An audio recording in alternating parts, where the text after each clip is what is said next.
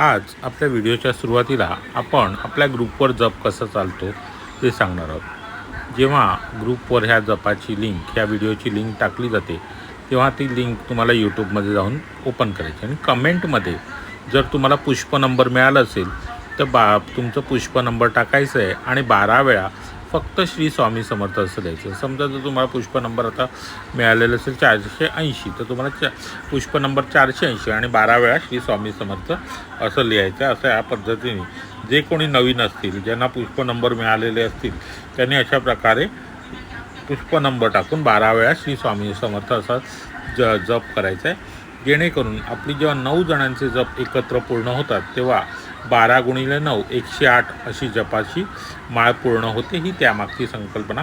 ज्यांना पुष्प मिळाले, जे गेले 1.5-2 वर्ष जप करत ते अशा प्रकारे जप करत आहेत। जर कोणाला पुष्प नंबर मिळाला नसेल तर त्यांनी मला डिस्क्रिप्शन बॉक्समध्ये मी माझा नंबर टाकून देतो, त्याच्यावर मेसेज करायचा व्हॉट्सॲपला की मी जप करतो आपल्या लिंकवर, ग्रुपवर, तर मला पुष्प नंबर मिळावा।